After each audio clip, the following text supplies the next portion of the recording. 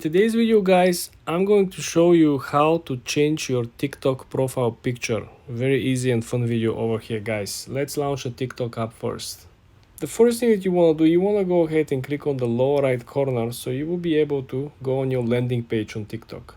This is where the magic happens, guys. So you have two approaches. First approach, of course, is to simply click on the current profile picture and simply change it, right? You can simply select another picture over here, upload, or you can simply take a photo of yourself with the front facing camera.